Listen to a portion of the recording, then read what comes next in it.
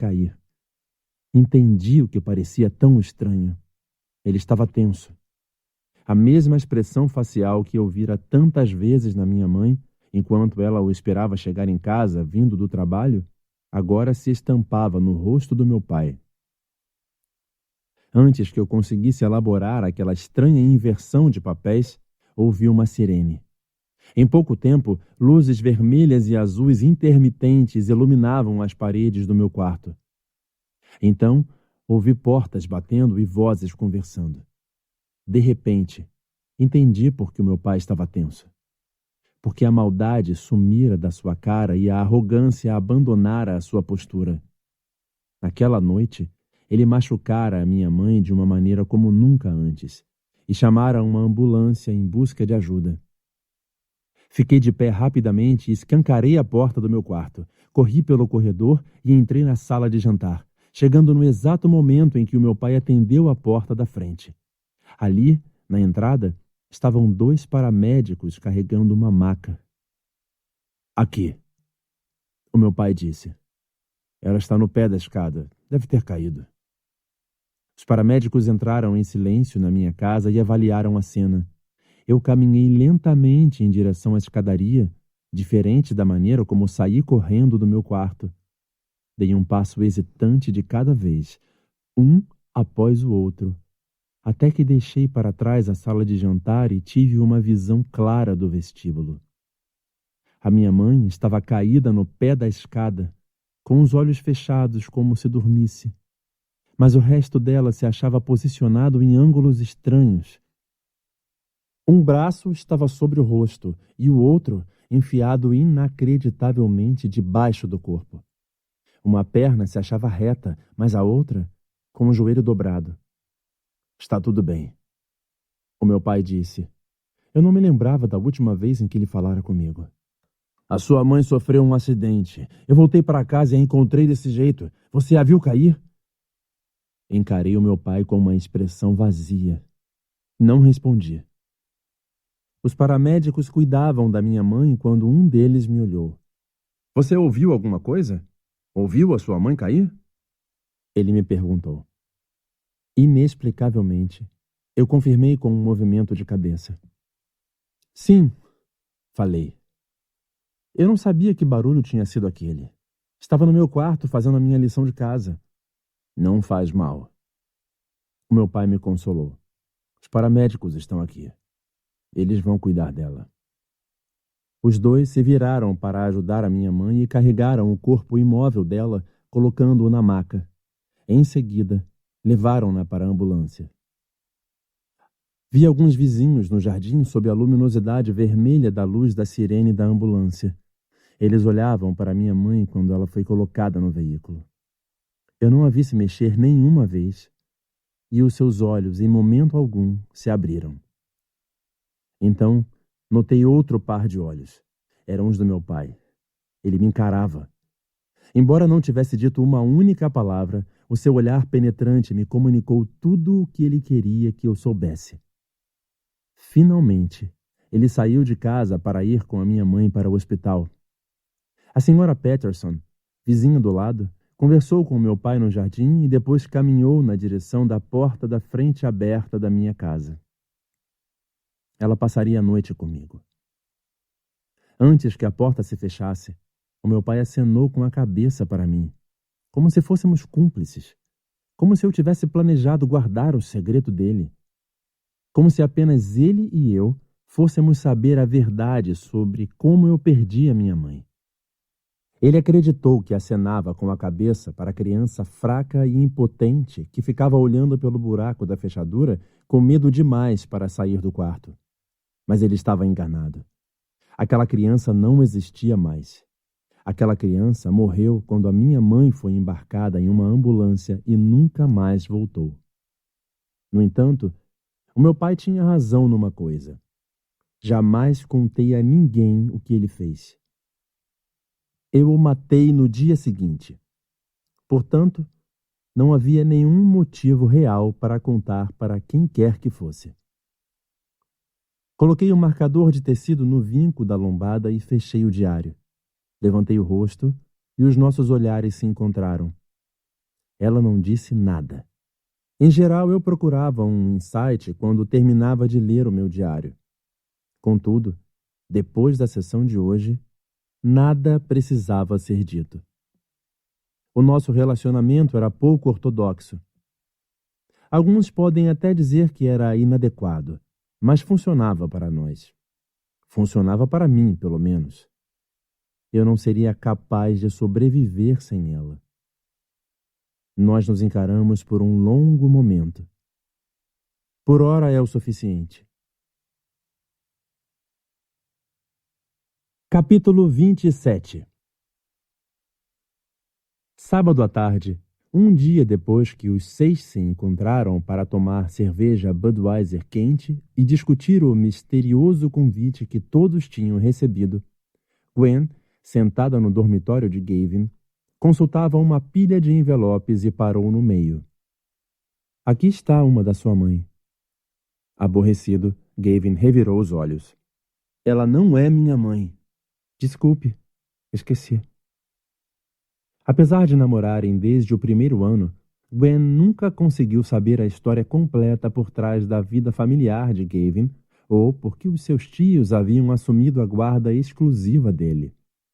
Ela sabia que o irmão dele morrera em um acidente alguns anos antes e que a sua família nunca se recuperara disso completamente. Foi tudo o que ela fora capaz de arrancar de Gavin.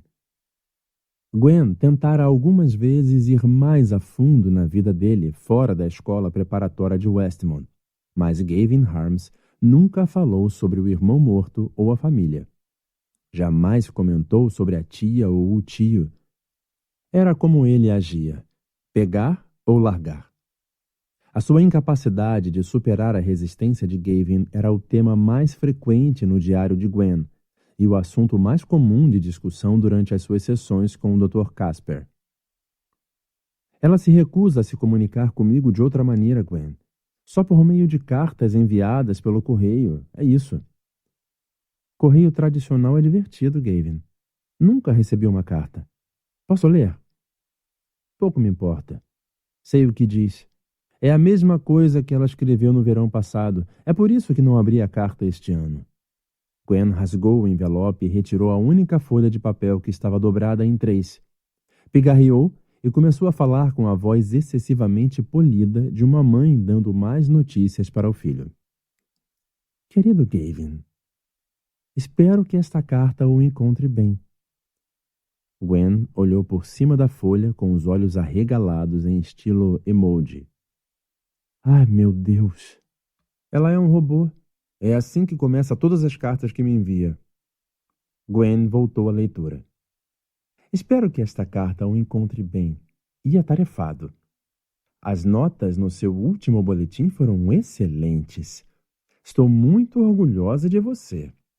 É por isso que escrevo, para informá-lo de que tomamos providências para você passar o verão em Westmont, no programa de estudos avançados.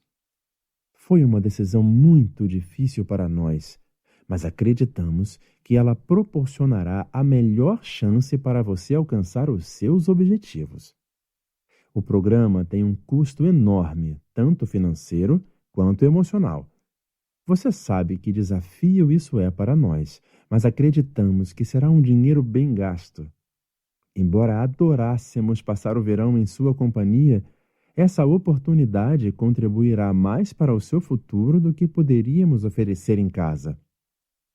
Boa sorte para você neste verão. Tenho certeza de que nos falaremos em breve com frequência. Com amor. Gwen ergueu os olhos e encolheu os ombros, expressando dúvida. Quer dizer, exceto pela abertura careta, é uma carta mais ou menos legal. Quem liga? Guarde o seu beicinho para a doutora Hanover. Sabemos muito bem que você não queria ir para casa neste verão. Houve uma pausa e Gwen temia fazer a próxima pergunta. Como você está indo com a doutora Hanover? Bem. Gavin deu de ombros. Gwen, também acostumada a tirar pouco de Gavin sobre as suas sessões de terapia, decidiu não pressionar. Em vez disso, subiu na cama e se aconchegou ao lado dele, beijando-lhe o pescoço. Não é assim tão ruim. Você ficará aqui o verão inteiro comigo, não é bom? Sim, ele afirmou um tanto distraído. É bom. Gwen se deitou de costas e pôs o celular na frente do rosto, apoiando a cabeça no braço de Gavin. Qual é o plano para hoje à noite? Ela quis saber. Esperar até escurecer e depois sair. Você já esteve na casa de hóspedes abandonada? Nunca. Está com medo, Gavin? Você está? Gwen se virou e o encarou. Sim. Capítulo 28. Se alguém me tocar ou tentar me bater, vou revidar, Gavin disse enquanto caminhavam no escuro. Passaram pela estrutura gótica do prédio da biblioteca, pela exibição vistosa do lema da escola e pelo local onde eles ficavam todos os anos no dia do portão. Qual é? Gwen deu risada. Ninguém vai nos bater. Existem leis contra essas coisas. É Andrew Gross e seu grupo de brutamontes. Não temos como saber o que nos aguarda. Ignorem esse cara.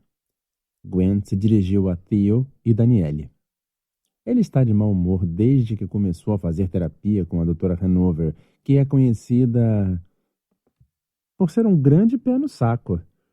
Danielle completou a frase de Gwen. Por que ele foi transferido? Não deveríamos ir para as mãos da Dra. Hanover só no último ano?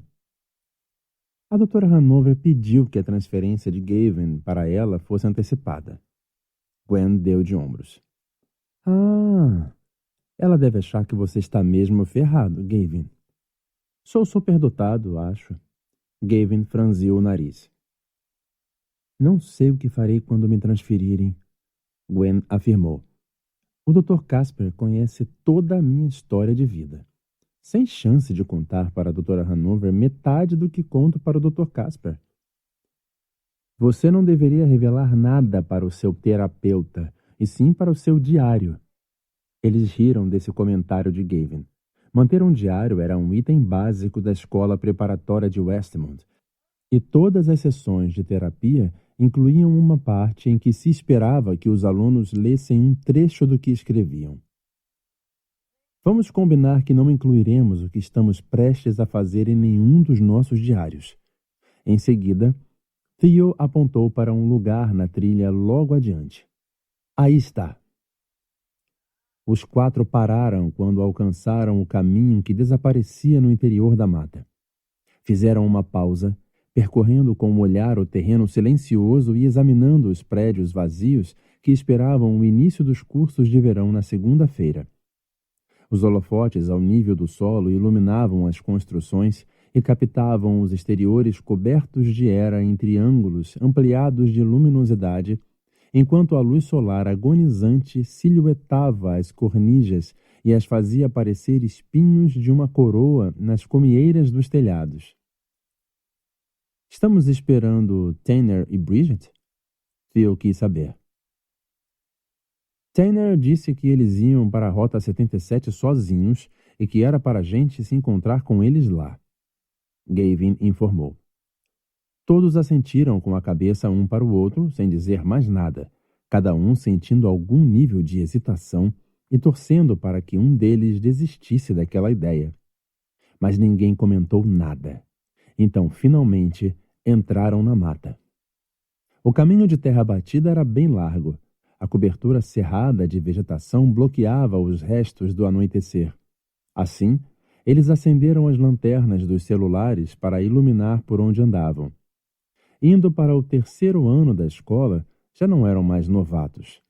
Naquele momento, eles estavam quase no topo da cadeia alimentar e foram convidados a conhecer a casa de hóspedes abandonada. Embora muitos alunos soubessem da existência desse lugar, só alguns se achavam a par dos detalhes do que acontecia ali. E mesmo que quase todos os alunos tivessem ouvido falar do Homem do Espelho, os rumores eram muitos e exagerados, e o folclore era lendário. poucos tinham conhecimento de pormenores específicos. Isso porque ser membro desse grupo era algo muito restrito, as exigências de sua irmandade eram grandes e o juramento para manter o segredo era absoluto. Ao se deslocarem pela floresta, os seus passos eram alimentados por uma dose constante de apreensão e curiosidade. Eles tinham apenas que lidar com os alunos do último ano, atravessar o verão e conquistar a iniciação.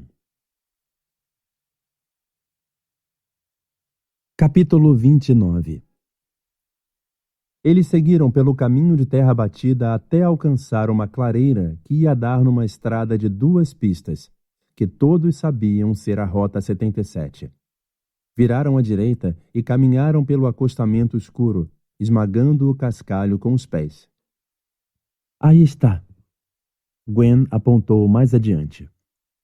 O marco que indicava 13 milhas ficava à frente deles, sombreado, mas visível quando os números 1 e 3 capturavam o luar. 13, 3, 5. Theo disse quando chegaram ao marco. Deve estar a 1/3 de milha de distância agora. Isso está me apavorando. Um arrepio subiu pela coluna de Daniele. Gavin acenou para eles. Vamos nos apressar. Não haverá onde nos escondermos se um carro aparecer e já passamos do horário de recolher. Em uma fila única, os 4 caminharam rápido pelo acostamento estreito. Cerca de 1/3 de milha depois do marco, avistaram um acesso para a floresta. Os arbustos se separavam e ofereciam um buraco negro na vegetação. Eles desceram o barranco e se dirigiram até a passagem. Buh! A voz soou alta e ofensiva. Todos se assustaram e recuaram. As garotas gritaram. Em seguida, ouviram a gargalhada de Tanner Landing, que saiu do limite do matagal. Tanner, você é um puta idiota! Gwen reclamou, zangada. Tanner, curvado para frente, como na noite anterior, ria e apontava para eles.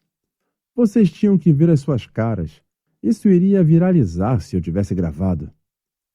Desculpem. Bridget seguiu Tanner para fora da escuridão da mata. Ele achou que seria engraçado se esperássemos por vocês aqui. Divertidíssimo. Gavin estava nervosíssimo. Estou muito feliz que tenha nos esperado, Tanner. Estou mesmo exultante por você estar aqui esta noite. Não tenho certeza do que teríamos feito sem você. Tanner se endireitou e aos poucos parou de rir. Como a sua namorada atura o seu mau humor? Como a sua atura a sua babaquice? Isso fez com que os outros rissem dissimuladamente. Desculpe, Bridget. Não precisa se desculpar, Gavin. Tanner é um babaca. Ele não se importa. Todos entraram na floresta para concluir a meia milha final de jornada. Sob uma vegetação espessa, seguiram um caminho de terra batida, tentando calcular a distância que percorriam. Quando chegaram ao limite da mata, uma corrente pendia como se estivesse sorrindo entre 2 postes, e tinha presa nela uma placa que dizia propriedade particular. Depois dela, a mítica casa de hóspedes apareceu. Estava envolta em sombras, mas de dentro da casa uma luminosidade estranha e obscurecida escapava pelas janelas e caía no chão do lado de fora. Ao estudarem as janelas, os garotos perceberam que a iluminação interior era embotada pela tinta spray preta que cobria as vidraças. O exterior da construção seguia a mesma tradição dos edifícios principais da escola, calcário de Bedford coberto de era. Mas ali as coisas estavam desleixadas. A era crescia descuidada em grandes ondas ao redor das janelas e caía sobre si mesma quando alcançava as calhas. Diversas estações de folhas secas se acumulavam nas bordas da casa e ao redor dos troncos das árvores que a ladeavam. Havia um carvalho imponente no jardim, com galhos inferiores robustos se expandindo horizontalmente como os braços de um crucifixo. E agora? Gwen indagou.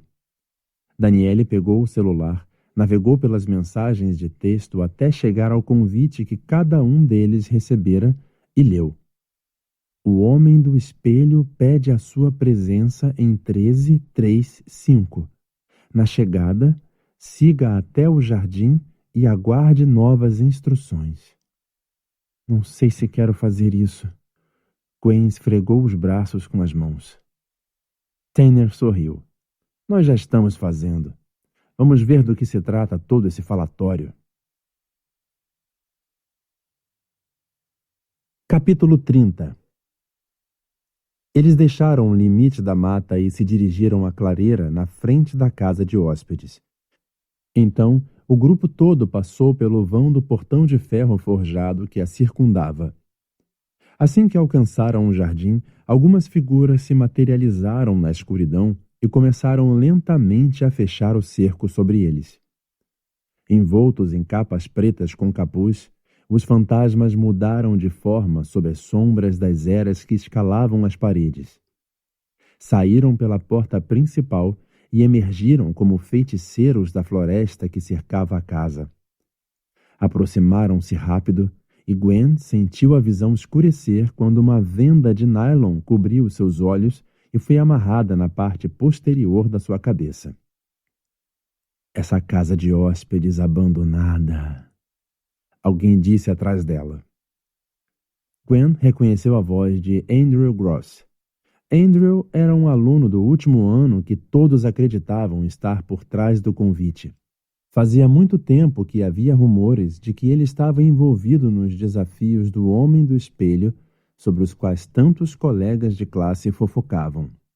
Não é para qualquer um que decide vir. É para os escolhidos. Todos vocês foram convidados a se juntar ao Homem do Espelho, um grupo pequeno e exclusivo da escola preparatória de Westmont. Se vocês aceitam esse convite ou não, ainda precisa ser decidido.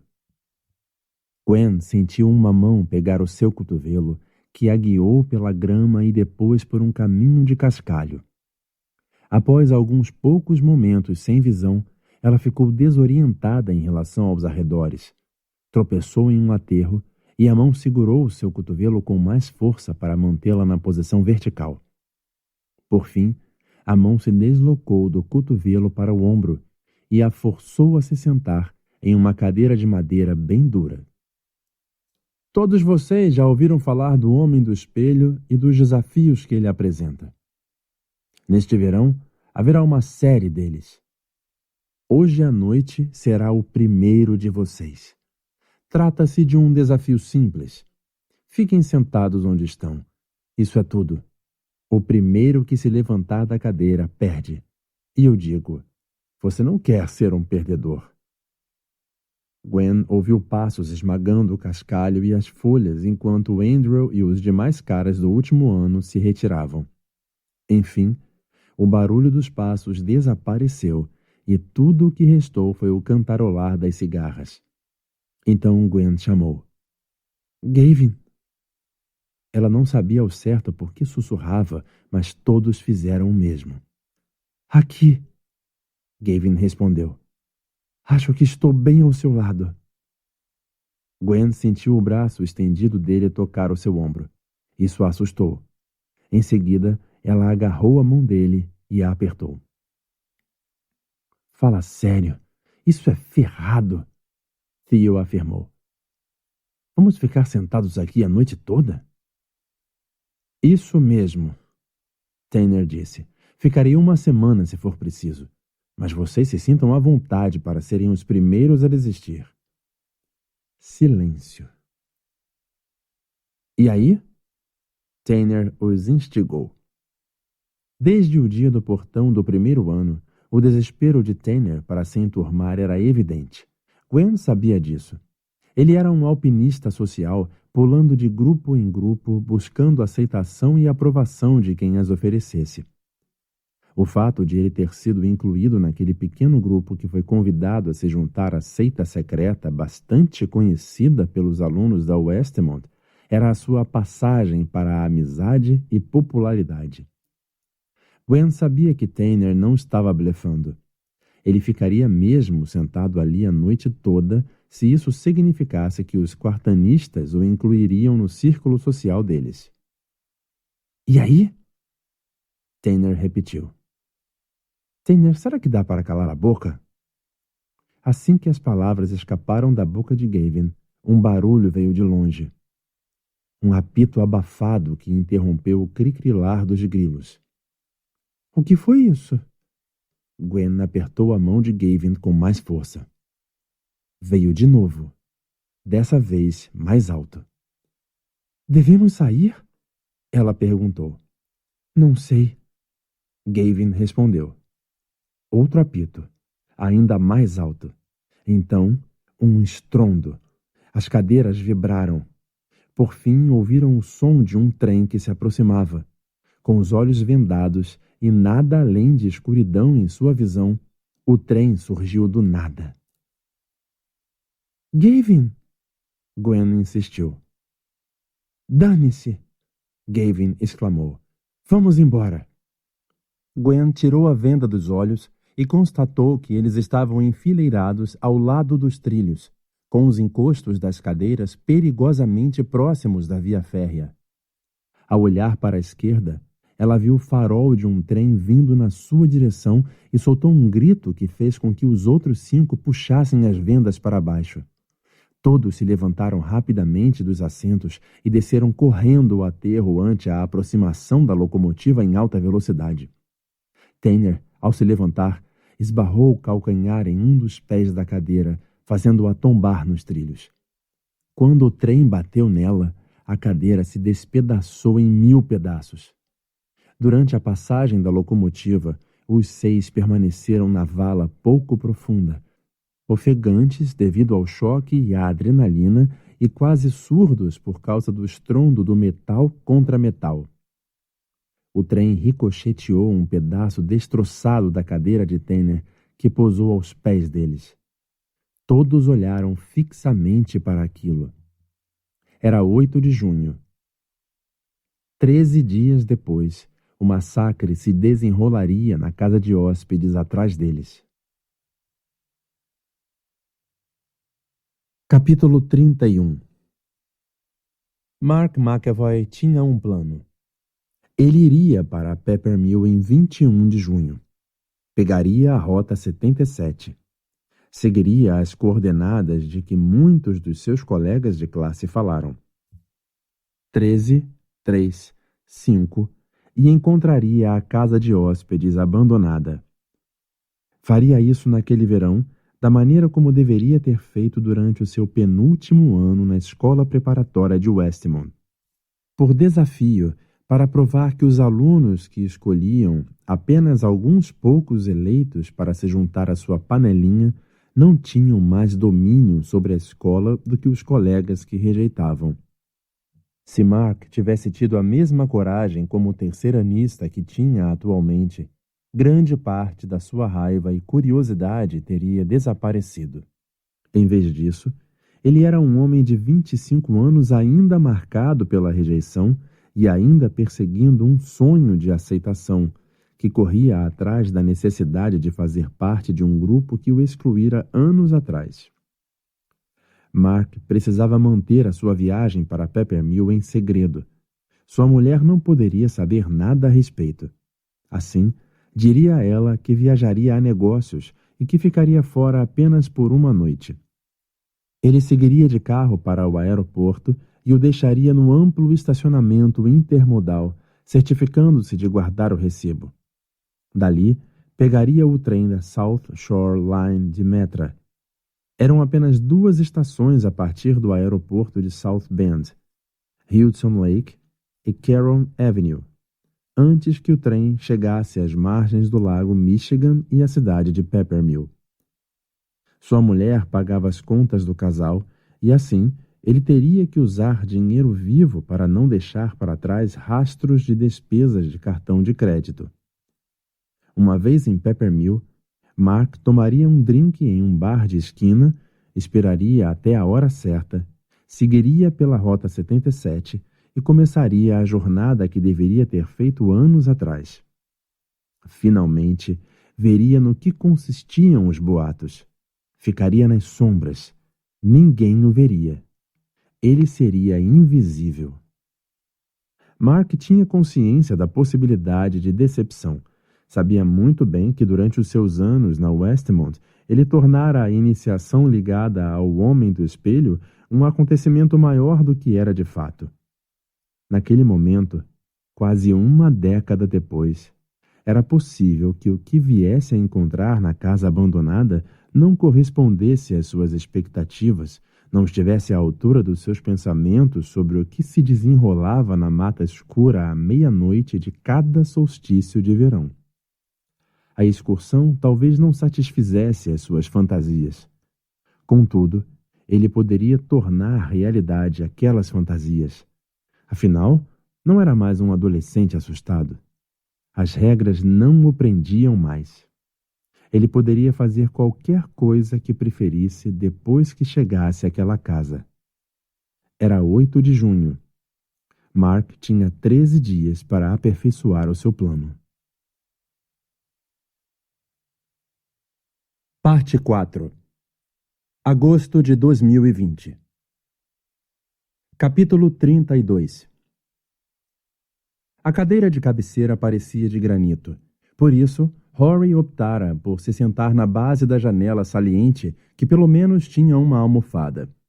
Ela se acomodara com as costas apoiadas na parede lateral, com as pernas estendidas e o coturno direito cruzado sobre o esquerdo. Sempre o direito sobre o esquerdo, nunca o contrário. A sua mente não permitia. A outra janela estava à sua esquerda e a lagoa e a fonte, 4 andares abaixo, eram visíveis, mas durante a leitura Rory as ignorava. No seu colo, o caderno de anotações de Lane, que continha a pesquisa inicial dele sobre os assassinatos na escola preparatória de Westmont. Naquelas anotações, incluíam-se o perfil preliminar de Charles Gorman e outro perfil que especificava as características prováveis da pessoa que assassinara os alunos. O perfil de Gorman descrevia um professor de ciências reservado que se destacava em química. Homem introvertido, com tendência a ser tímido em situações públicas fora da sala de aula, sempre cumprira com as regras e nunca recebera uma observação grave contra si, nem na escola preparatória de Westmont, nem na escola pública em que lecionou por mais de uma década antes de chegar a Peppermill. Gorman pertencia a uma família tradicional que ainda estava íntegra. Os seus pais continuavam casados, ambos professores aposentados que viviam das suas aposentadorias e moravam na mesma casa em Ohio, onde criaram seus 3 filhos. Gorman era o filho do meio e, segundo todos os relatos, de acordo com a pesquisa de Lane, tivera uma infância normal. Nenhum incidente de violência na escola primária, na escola secundária ou na faculdade. Nenhum sinal de alerta indicando que... Olá, querido ouvinte. Se você está gostando do conteúdo e quer ajudar a manter este canal ativo, há algumas maneiras simples de contribuir. Contribuições via Pix. Sua doação ajuda a comprar novos livros e manter o projeto funcionando. Cada valor, o menor que seja, faz uma grande diferença. Se você não puder contribuir financeiramente, o seu like já é uma enorme ajuda. Compartilhar o canal e deixe o seu feedback também ajuda a alcançar mais pessoas e garantir que mais audiolivros sejam produzidos com muito carinho. Esse projeto exige bastante tempo e dedicação, e seu apoio é fundamental para que possamos seguir em frente. Muito obrigado por fazer parte dessa jornada.